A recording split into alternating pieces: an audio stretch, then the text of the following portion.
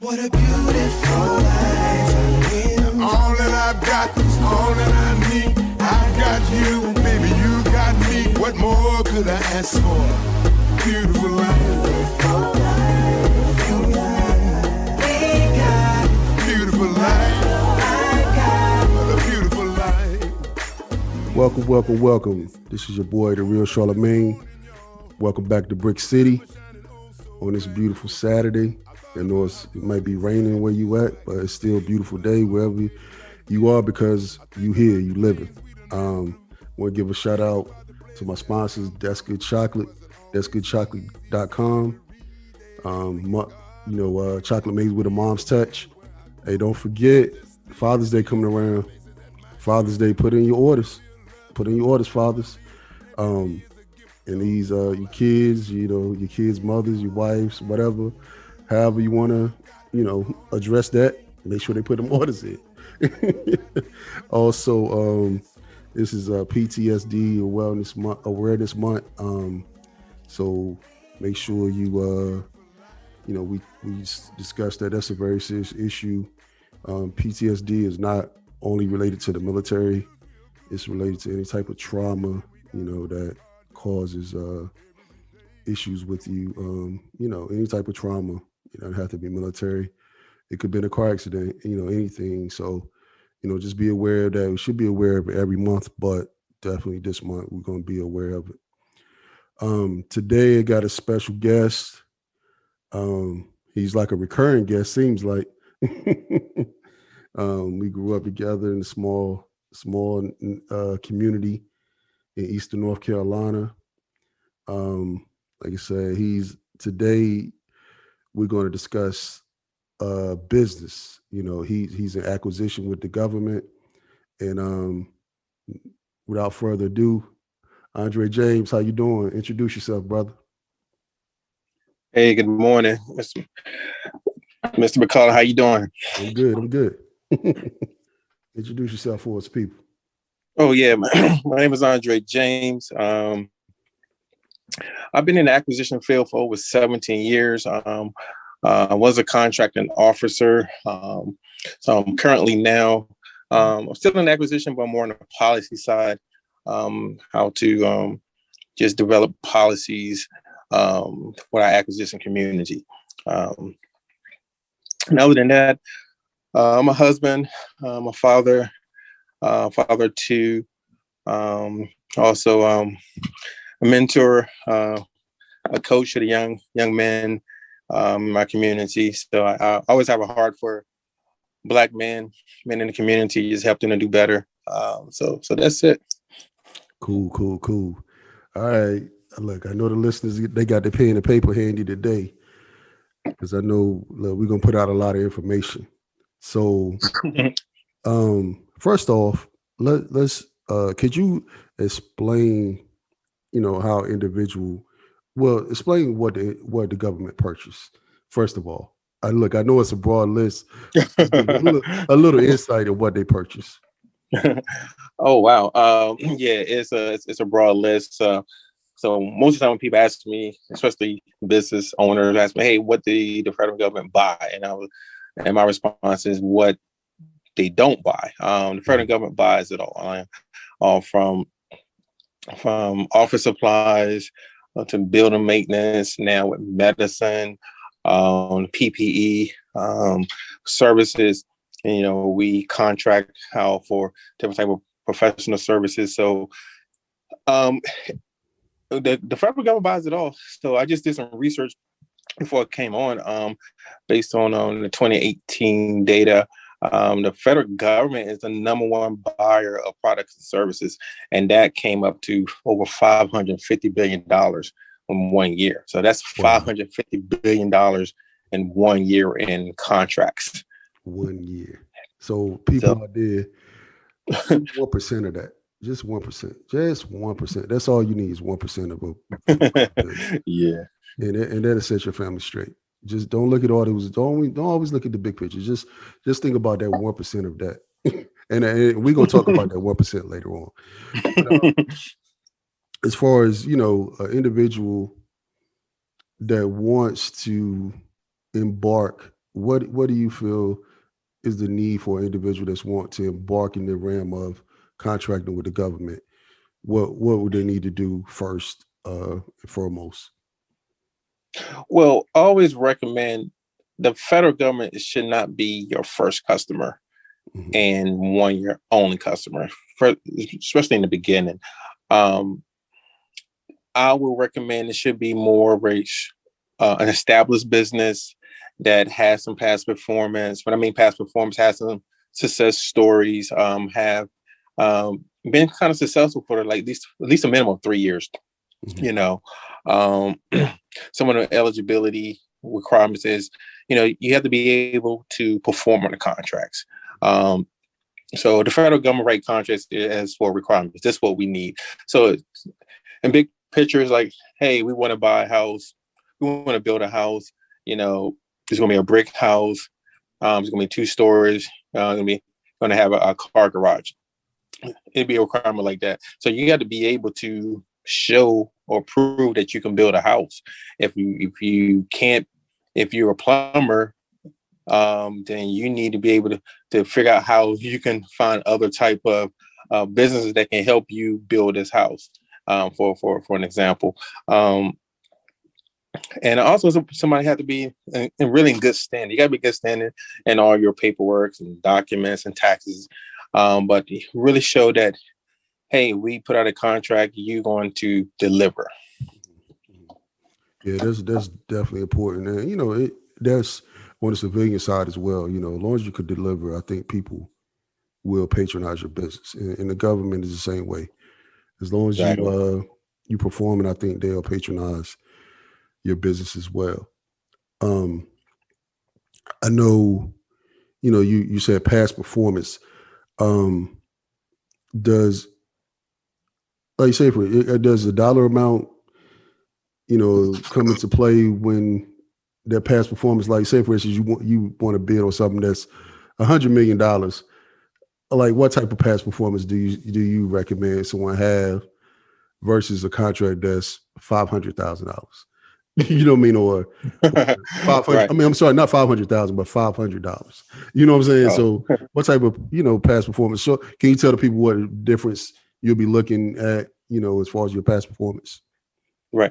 So, the federal government, we kind of look at the dollar amount, the value of the contract as far as complexity. So when you mention $1 million contract as opposed to a $500 contract or purchase order, that $1 million for us or that $50 million contract is, all right, this is more complex. It's a Hmm. lot of moving pieces. We want to make sure you understand what we're trying to buy, and we want to make sure that you are going to give us the best value. So so really, it's a good resume, letting us know that you have managed or you receive a contract for $1,000 or $5,000 or $10,000. That Hmm. you have not only managed that contract and performed that, your customer was happy Right. with them with the work that was done. So that's very important. So past performance, it doesn't have to be federal. So like especially if a company is established, but they haven't been in the federal marketplace, they can use some of their private sector experience. That's awesome. So I think part of it is, if you going back to the house, building a house analogy, if you are a contractor, a construction contractor, that's what we're looking for. We're not looking for a car salesman to come Right. to build us a house, you know. Yeah. Yeah. Yeah. So that's part of that past performance and your resume. Feel you. I feel you. So, you know, I've done contracts before, and I know there are different levels. So, could you explain the different levels of contracts? Like you said, that $500 contract is not going to take the same precedence as the $100 million contract. So, what you could, as far as the terminology, what would you consider the $500 contract? As far as what would that be called? There would probably be more what we consider a purchase order. Hmm. Something really simple. It's fall under a simplified acquisition threshold. So I tell everybody it's three different ball games when you come to federal contracting. So those 50, $10 million contract, those are over the simplified acquisition threshold, and those are more complicated. Like those contracts, it looks good, you see the dollar, the value, but for the federal government to get the acquisition out there, it may take a year for them just to get it out there for people to bid on. That whole process is really long. Mm-hmm. But for small businesses and a lot of people not looking at it, is what we call our micro purchases and the simplified acquisition threshold. So for micro purchases, that's $10,000. That's anything from $0 to $10,000. So for the federal government, we call that micro, and that's per transaction or per order. So most of the time, you may be, if you're a business owner, you may be working with someone who has a credit card. It's a purchase agent or a secretary in the office who has a credit card to buy product or service up to $10,000. Right. For example, for office supplies, or do they need a new printer or something like that? If it's under $10,000, that's considered micro purchase. Really easy, simple, as opposed to be designed for that purchase agent. Just get some quotes. They may not have to get big quotes, just to kind of like, hey, I just need some books or some pens or something really simple. Right. And people, he means when he says per transaction. So if you get $1,000 order 10 times, do the math. So, so when he says per transaction, that doesn't mean that you're done, because you could have 10 different orders with that same person. Is that what you mean, Ondray? Is that exactly correct? Mm-hmm. Look, I don't want to tell you nothing wrong, but that's what I gathered from what you said. So wow. Yeah. So in a sense, you could $1,000 deal could end up being, that $10,000 threshold over the course of transactions. So yeah, people, you might want to have your pen and paper down, right? Yeah. So if you're a business owner and you have a product or a service, and like say, most businesses don't have more than one product service, but if your average is under that threshold of $10,000, you should be in the ball game. You should be contacting these federal offices, because you be working with somebody who have a credit card and they can almost just buy on the spot. Right. It's less red tape. It's less paperwork. What I'm trying to say. Right. So what's the next level after that? What would you say, the simplified acquisition? What's after that? Yeah. The simplified acquisition threshold. So that number keeps changing, but what Congress have passed over the last couple of years, that number now is at $250,000. Okay. So there's something there, Kevin. So anything that falls under $250,000, that's one order, one contract, whatever. If it's under $250,000, that is exclusively for small businesses. Okay. That's just a law. So a large business can't come and bid or get that type of work if it's under $250,000. So the federal government, what they did, they have some goals to keep it fair, designed for small businesses. So any type of contract order, if it's under $250,000, that's exclusively for a small business. Got you. And so as a small business, where would they start? Where would you start to, the process of getting involved with the federal government? What's the process? I know, first of all, hopefully someone already have a business established before they, hey, have your business in place before you reach out to them. But once you have your business in place, you establish business.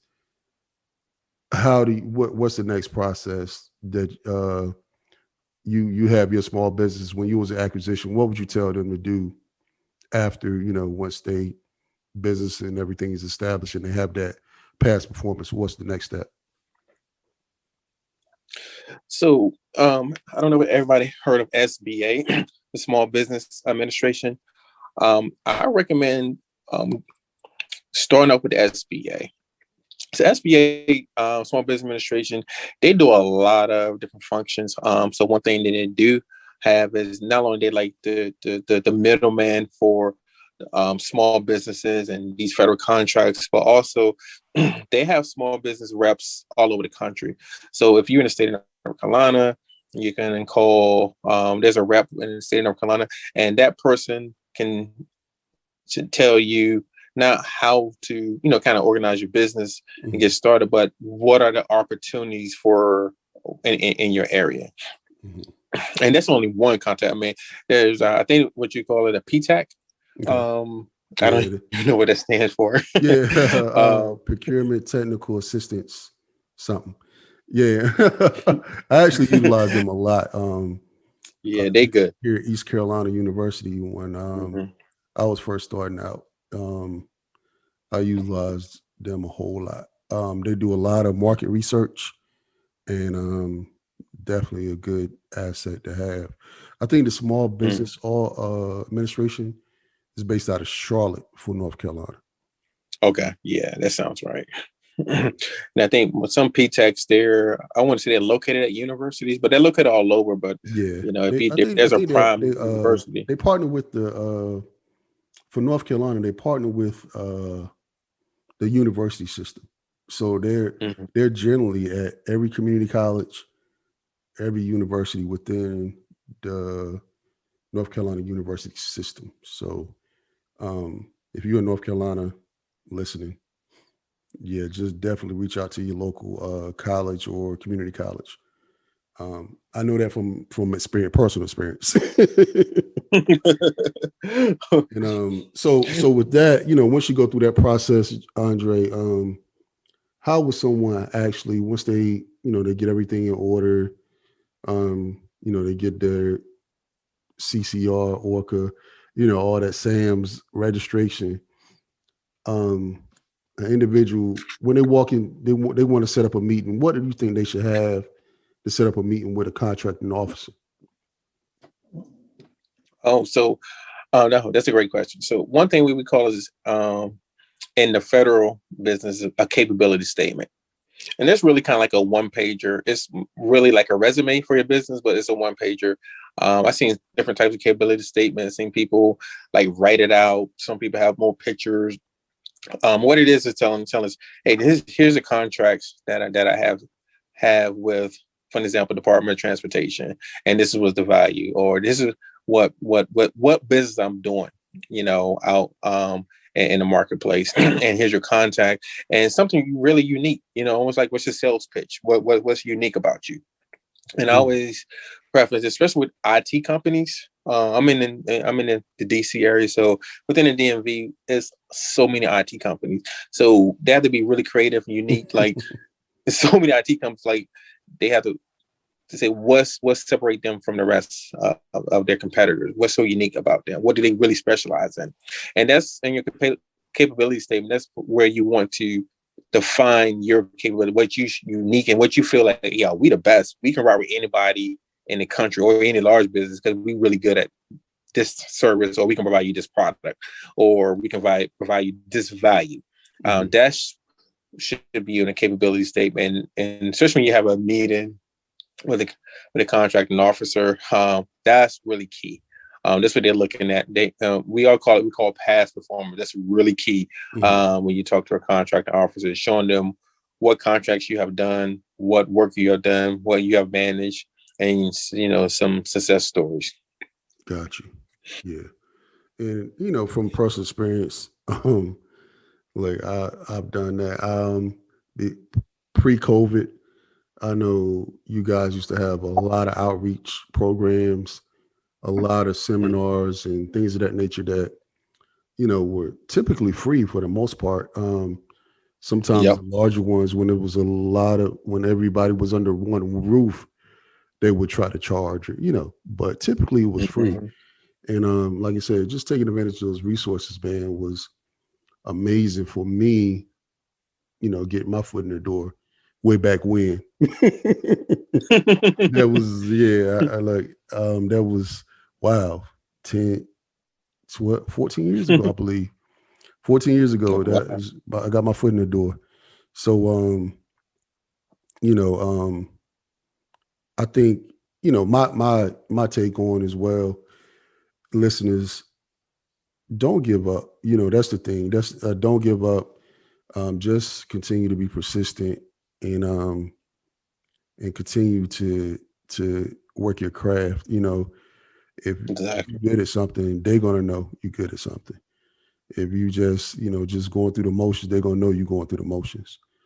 And like you said, when they ask you a question, have the answer immediately. Mhm. Yeah. um, so, Andre, what's the largest contract that you ever awarded? Let's put you on the Hmm. spot real quick. Wow. That's a good question. I'll probably say 20. I think either between 15 and $20 million was probably the largest one I awarded. Hmm. And that was for like I think I remember engineering services. Hmm. Uh, So yeah, yeah. and the reason I asked you that, I just want to get the people a little better understanding. Like, it's doable, and you here, Oh yeah. we're talking about it. So, people think the only way you're going to make $1 million is to hit the lottery. It's the money out there to be made. Y'all don't come trying to borrow no money from me, because this was a few years ago. So I'm gonna just be transparent for a second. So my first contract, it was for 300K. Mm. 300K. Um, I didn't see 300K. So don't you remember I said we was talking about pennies, percentages? I think Mhm. by the time I paid everyone and everything, I may have walked away with 1% of that 300K, which wasn't Mhm. bad, but it was something. And like I said, it's people, you have to start somewhere and grow from somewhere. As you start Right. progressing, yeah, your profit margins will increase here and there depending on your project. But if you get volume and things of that nature, and Andre, you could attest to that. With volume comes a lot of money. You know. Exactly. Yep. Exactly. Yeah. So. So I tell a lot of people being a federal contractor is almost like trying to be a federal employee. So much people like it's so hard to be a federal employee. It's a lot of work. I mean, Right. yeah, those things all the cat say, you got a lot of writing to do. Hmm. But so it's like with being a federal business, like I don't think it's designed. It's getting better, but it's not designed to like, hey, this is what we buy. Come over here, get a Right. meeting. No, no, no. It's it's not It's that a easy to process. find out. It's It's a a process. process, It's a process. and we want a lot of documentation and Yeah. certifications. But once you in, and once you are a federal contractor, then the sky's the limit. Because then, if one thing about anyone with federal government, we just like an individual. If you like someone, they're doing work. We have a mechanic that does great work. Guess what? You keep going back to the mechanic. You're not going to change. Right. Um, and the same thing as being a federal country. If you good, you got a value. You going to be, you're going to have some business, Right. and you Right. want to probably expand your business because offices talk, different agencies talk, and they're like, "Hey, we got a person here. They do a great job," Mhm. and the sky's the limit.